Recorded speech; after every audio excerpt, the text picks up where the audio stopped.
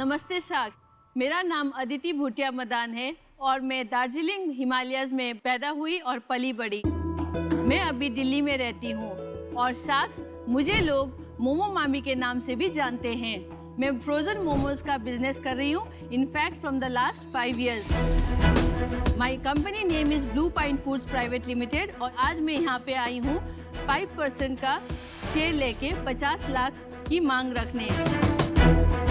हम 100% प्राकृतिक यानी कि नेचुरल, प्रिजर्वेटिव्स फ्री, स्वादिष्ट यानी कि टेस्टी और हिमालयन ट्रेडिशनल इंग्रेडिएंट्स के साथ मोमो बनाते हैं। हमारे मोमोज की शेल्फ लाइफ 4 महीने से ज़्यादा है। हमने अब तक 80 लाख से ज़्यादा मोमोज बनाए हैं और बेचे भी हैं। हमारा फ्रोजन मोमोज हम होरेका होटल, रेस्टोरेंट और कैफेज को देते हैं और इसके अलावा हमारा फ्रंट एंड QSR जो क्विक सर्विस रेस्टोरेंट है by the brand name Yankees, इसके माध्यम से भी आप लुत्फ उठा सकते हैं। मेरा विजन है कि ब्लू पाइन फूड्स को मैं इंडिया का number 1 Himalayan food processing company बनाऊं। सो साक्ष, आपकी अनुमति से मेरे अपने 2 को-फाउंडर्स को यहाँ पे मंच पे बुलाना चाहूंगी। Please please. Welcome guys. Hi Shaks. Hi Shaks. Hi. My name is Rohan Singh. I am 37 years old और मैं जयपुर राजस्थान से आता हूँ। मैं एक्चुअली एक प्रोफेशनल शेफ हूँ। Very good. मेरा नाम नवीन पवार है, मेरी उम्र 30 साल है और मैं बीकानेर राजस्थान से आता हूँ। सो साक्ष, क्या मैं आपकी अनुमति से अपने प्रोडक्ट्स का डेमो दिखा सकती हूँ? Please. प्लीज, Thank बहुत you, देर से sir. इंतजार कर रहे हैं, देख देख के कुछ हो रहा है। Thank you. सो साक्ष, जैसे आप देख सकते हैं हमारा अभी का करंट फ्रोजन B2B पैकेजिंग है। हम स्टीमर को लेते हैं और पानी उबल रहा है, हल्का सा हम इसमें ग्रीजिंग करते हैं। हमारा स्ट्रेंथ है hand crafted momos in different shapes and variations. So हमारा स्किन फ्लावर्स भी डिफरेंट काइंड है, जैसे मैदा और आटे के अलावा और भी तरीके के स्किन फ्लावर्स अवेलेबल है जो वीगन भी है, ग्लूटेन फ्री भी है। सो मैं इसको स्टीम करने के लिए रख दिया। सो साथ मैंने आपके लिए थोड़ा सा मोमोज पहले से ही थोड़ा स्टीम करके रखे। बड़ा इंतजार हो रहा है। कब से कह रहे हैं मोमोज हमने। इससे शुरू कीजिए यार। हम कर रहे हैं यार, दिख नहीं रहा यहाँ पे कौन है जो मोमोज की वेट कर रहा है। ये नॉन वेज है। ये सब ये दे दो।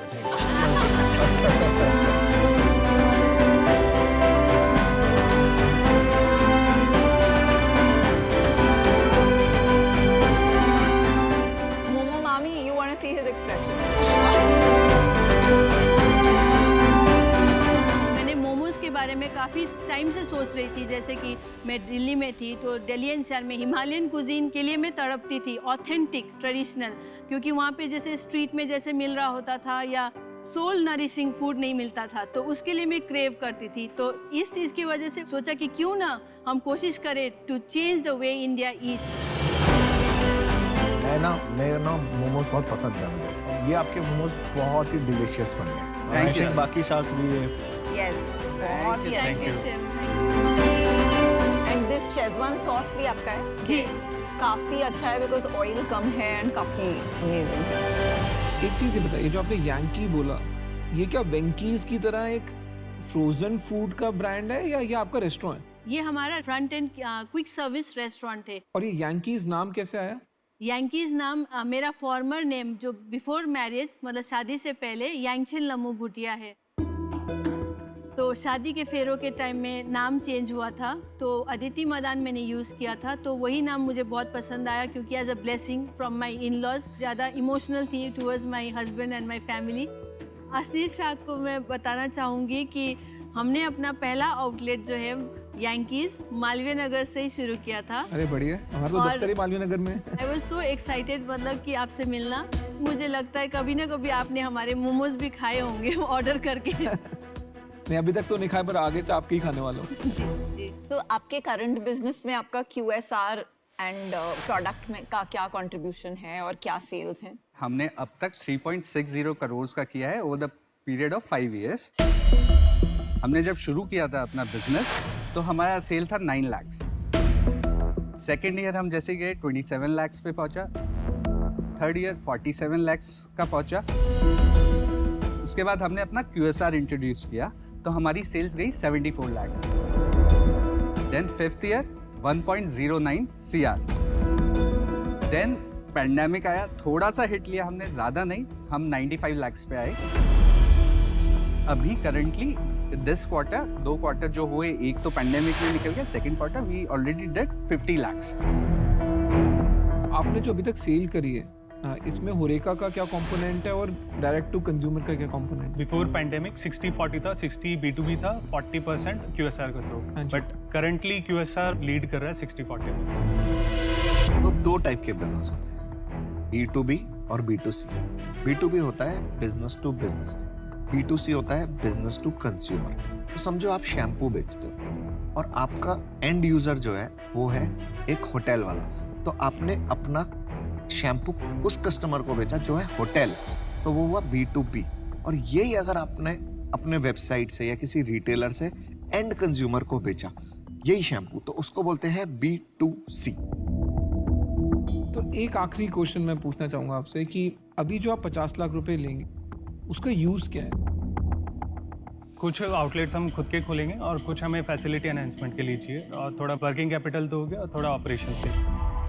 आप इतनी शुद्ध और इतनी अच्छी हिंदी कैसे बात करती हैं? साक्ष, वो मुझे भी ज़्यादा ध्यान नहीं था, बट जब मैं स्कूल में थी मैं रिकॉल करती हूँ कि शायद हिंदी में सबसे टॉप में मेरा ही नंबर आता था. अच्छा. और मे बी बिकॉज मेरे दादाजी जो मुझे काफ़ी डिक्टेशन कराते थे, उसकी वजह से शायद काफ़ी शायद एक वो वजह थी, और शायद एक और वजह ये थी कि लिखा हुआ है कहीं कि आप आज यहाँ आने वाली थी. जी बिल्कुल, फिंगर्स क्रॉस. हाय शार्क्स, नमस्ते. मैं शिवांग सूद और मैं शिविका सूद. और ये हमारी सुपर मॉम सोनिया सूद. नमस्ते शार्क्स. एंड शार्क्स वो हमारे ब्रांड एम्बेसडर है खीरस्टर जी.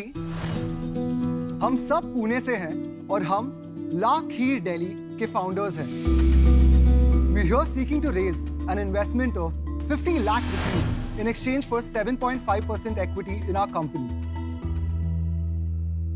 भारत में हर एक अच्छी चीज की शुरुआत से पहले हमेशा मीठा खाते हैं. एंड आपको तो ये भी पता होगा, हर एक बड़ा या छोटा इन्वेंशन हमेशा एक एक्सीडेंट से हुआ है. तो इसी तरह एक दिन मॉम ने घर पे खीर बनाई हुई थी और खीर देखते ही शिविका ने एक टैंट्रम थ्रो किया. मामा, आप हमेशा यही प्लेन खीर बनाते हो and I am really bored of it. क्या कुछ आप नया ट्राई कर सकते हो? और शार्क्स, ये सुनते ही मेरी फीलिंग्स हर्ट हो गई. मैं किचन में गई और थोड़ा कुछ सोचा, फिर थोड़ी अपनी इन्वेंशन किया और फिर एक कप नया खीर का लेकर मैं बाहर आई और मैं कहा, लो बेटा अब ट्राई करो. And trust me, sharks, as soon as I took the first bite, it was simply delicious and out of the world. And ये नई खीर खाते ही हमारे अंदर के स्टार्टअप का आइडिया जाग उठा. And that's exactly how La Kheer Delhi was born. La Kheer Delhi एक इंडियन डिजर्ट ब्रांड है जो 9 डिफरेंट फ्लेवर्स में खीर बनाता है, जो प्री पैकेज गोरमे खीर है, और हम इसे ऑनलाइन एंड ऑफलाइन दोनों प्लेटफॉर्म्स पे सर्व करते हैं. पिछले 4 सालों में हमने मोर देन 4 लाख कप सर्व किए हैं हमारे कस्टमर्स को. They love us and they always keep coming back for more. So sharks, come join us on our journey. Let's make La Kheer Delhi a household name and a global phenomena. और अगर आप सोच रहे होंगे हम ये सब कैसे अचीव करेंगे, तो इसका जवाब बहुत ही सिंपल है, क्योंकि हमारे पास माँ है. Very well said. ये सब मम्मी जी की रेसिपी है? Absolutely. उनके बिना हम सिर्फ खाली डब्बे बेच रहे होते with good branding on it. Well said. Dry fruit खीर है जो मेरी फेवरेट है. अगर गुलकंद किसी को पसंद है वो बहुत रिफ्रेशिंग है. अगर चॉकलेट पसंद है, नटल ओरियो है जो पब्लिक फेवरेट है, it has Nutella and Oreo. Mocha kheer strong coffee lovers के लिए. पटाखा खीर है, that is made of thandai. कमाल है. लवली. मैंने कॉफी वाली खीर अपनी लाइफ में कभी खाई नहीं है. एंड आई थिंक ये मेरे 2 लव्स को काफी ब्यूटीफुली एक साथ ब्लेंड किया है. I love it. Thank you so much. बचपन से ये लोग खीर खाते थे, सब बोलते थे आप इतनी अच्छी खीर बनाते हो. मैंने कहा ये तो सब घर में बनती है. देन दे सेड नहीं आप बनाओगे. मैं कहा हाँ मैं बनाऊंगी. But she had a condition by the way, क्योंकि ये तब टीचर थी प्ले स्कूल में, और उन्होंने हमें बोला कि जब तक आप मेरी सैलरी पे नहीं करोगे मैं अपनी जॉब क्विट नहीं कर रही. तो हमने इसलिए डिसाइड किया कि हम ला खीर दिल्ली सिर्फ फ्राइडे, सैटरडे, संडे 8 बजे से 12 बजे तक एक छोटे से कार्ट से स्टारबक्स के बाहर आउन में जो एक हाई स्ट्रीट है पुणे में, वहाँ पे रुकेंगे। और जब हम वहाँ पे खड़े हुए, हमारा एम था कि हम दिन के 30 यूनिट सेल करेंगे, बट टू आवर सरप्राइज हमने फर्स्ट डे पे 44 यूनिट सेल किए। तब से हमने कभी मुड़ के पीछे नहीं देखा है। तो your entire product is standardised, आज मैं खरीदता हूँ और नेक्स्ट मंथ खरीदता हूँ तो सेम एग्जैक्ट टेस्ट आएगा। Absolutely. That's why our customers keep coming back to us. आपकी शेल्फ लाइफ क्या है? तो हमारी shelf life is 6 days. तो आप कोल्ड चेन कैसे मैनेज करते हैं डिस्ट्रीब्यूशन का? We manage the cold chain through ice boxes, but moving forward, we have been in the R&D process and we can blast freeze the product और हम इसकी shelf life 3 महीने तक लेकर जा सकते हैं। हम उसका टेम्परेचर रूम टेम्परेचर से -18 डिग्रीज में विदिन 3 आवर्स ले आते हैं एंड फिर उसको -18 डिग्रीज में स्टोर करते हैं। तो on this I want to ask you Shivang, sorry to interrupt you here, 3 months की भी अगर आपकी शेल्फ लाइफ हो तो आप एक्सपोर्ट्स का बिजनेस तो कर ही नहीं सकते हैं। तो ग्लोबल विजन तो पॉसिबल ही नहीं है। अगर हम प्लान आउट करते हैं इन अ वे, क्योंकि हमारी खीर के प्रीमिक्सेस होते हैं जिसकी shelf life more than 1 year है और जो कहीं पे भी एक्सपोर्ट हो सकता है in order to maintain standardisation. महीने की सेल क्या है? तो last month we did around 6 lakhs in revenue, but ये पोस्ट पैंडेमिक रिकवरी है। बट हमने हमारे पीक में जो 2019 पीक में कितना किया था? तो मैक्सिमम वी टच 15 lakhs। देखिए जनरल ट्रेड में तो रेफ्रिजरेशन का प्रॉब्लम है। हाँ जी। तो you will not be able to expand और मॉडर्न ट्रेड में मार्जिन बनेंगे नहीं। स्विगी जोमैटो पे this is not going to make sense. So unless you have a break through distribution strategy, आपको सिर्फ प्रीमिक्स करना चाहिए, ये सब छोड़ देना चाहिए।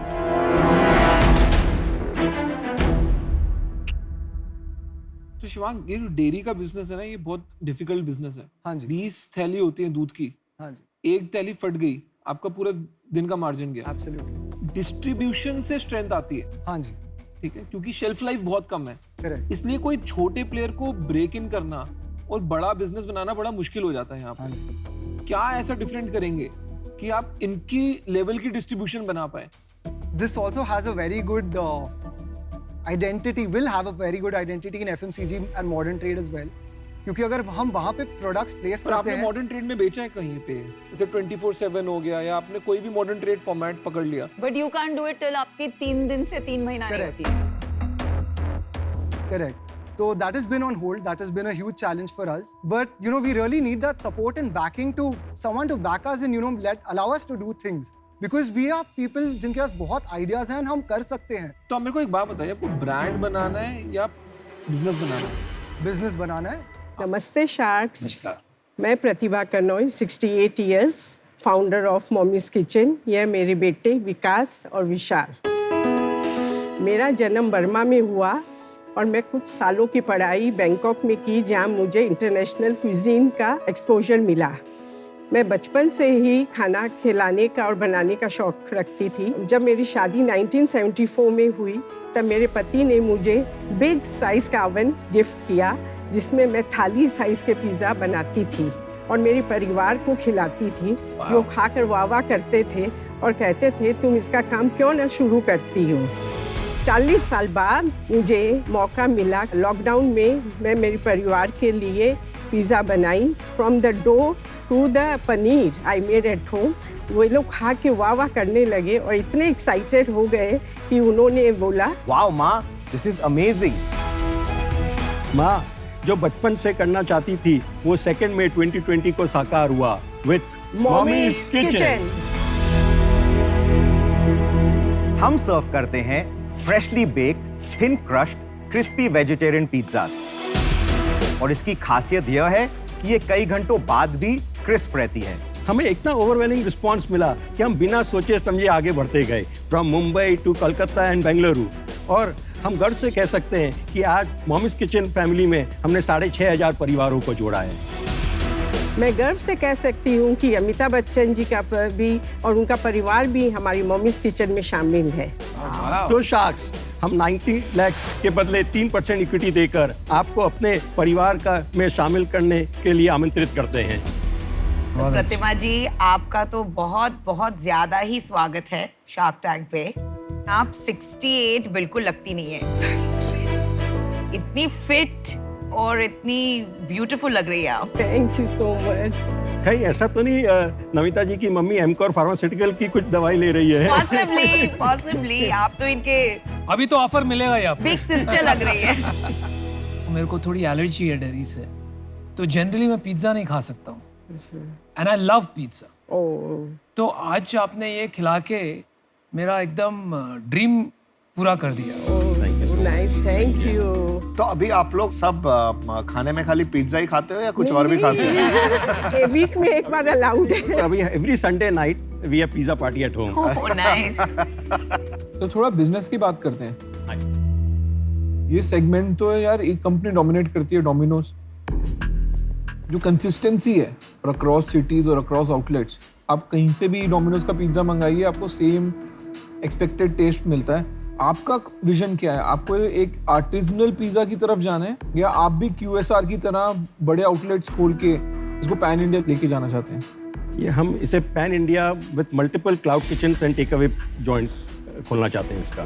तो अभी आपके कितने आउटलेट हैं? अभी हमारे बॉम्बे, कलकत्ता एंड बेंगलोर में तीनों क्लाउड किचन्स हैं, जो तीनों हमारे ही कंट्रोल में हैं अभी। और माँ ने इसे इतना स्टैंडर्डाइज बनाया है कि जो भी अब हमारे मम्मी के जो असिस्टेंट्स हैं, जो बनाने वाले टीम, उनको अपना दिमाग नहीं लगाना है खुद का, उन्हें उतना ही दिमाग लगाना है जितना माँ ने बताया है। आप जो हमारे जो बॉम्बे में खाएं या कलकत्ता में खाएं या बेंगलोर में खाएं, वो सब बोलते हैं कि it's the same taste, there is no changes, because wherever you eat it will be same. और ये आप जो सेल करते हैं कहाँ से? जोमेटो, स्विगी पे करते हैं? We're taking direct orders. Why not Zomato, Swiggy? अब हम उसको करेंगे। आपने कस्टमर कैसे ढूंढे? पहला कस्टमर ढूंढना ना किसी भी सेल्स में सबसे इम्पोर्टेंट होता है। हाँ, जब मेरे रिलेटिव्स है, मेरे भाई भाभी, फ्रेंड्स है, माउथ टू माउथ स्प्रेड होता है। हमने हमारे फेसबुक और इंस्टाग्राम में पोस्ट किया। बट रेफरल मार्केटिंग से आपने सबसे ज्यादा करा। अभी तक कोई कंपनी को हायर नहीं किया फॉर मार्केटिंग। तो आपका बिजनेस जो है, जैसे आपने 3 जगहों में खोला, उनसे टोटल कितना बिजनेस होता है अभी आपका? अभी हमने तीनों सिटीज का मिला के आज तक हमारे 18 मंथ्स कंसेप्शन में we have done a business of 1 crore 15 lakh. कोई स्पेशल होता है कि एक से ज्यादा आता है या सब जगहों का एवरेज करेंगे तो 6.5 लाख हो रहा है। हाँ। तो पिछले महीने अक्टूबर में हमने जैसे 4.5 लाख का बिजनेस किया तीनों सिटीज में। 2.5 लाख अगर बॉम्बे ने किया है तो 2.25 लाख कलकत्ता ने किया है, 50,000 बेंगलोर ने किया। अच्छा, और एक क्लाउड किचन चलाने में आपका खर्चा कितना आता है? All the 3 cloud kitchens are currently in our house.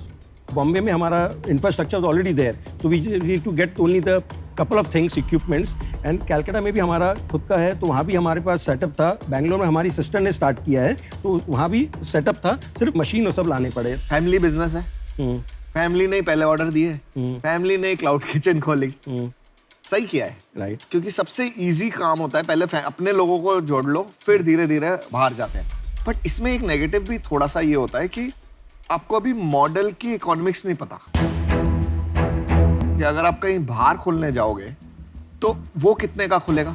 Sir सब मालूम है, बताओ। अगर हम आज बाहर क्लाउड किचन खोलते हैं तो it will cost me 10,80,000, machine वगैरह सब इंक्लूड करके टोटल क्लाउड किचन। इसमें बिजनेस बड़ा कैसे बनेगा? आप अभी भी ये ठीक से जवाब नहीं दे पाए कि आप जोमेटो, स्विगी पे क्यों नहीं बेच रहे हैं? दे चार्ज 28%, दुनिया दे रही है, दुनिया दे रही है, पर they are covering only 6 kilometre radius and from Andheri हमें ऑर्डर्स आ रहे हैं पेंसी रोड, कब फॉर इट? वो तो आएंगे ही ना।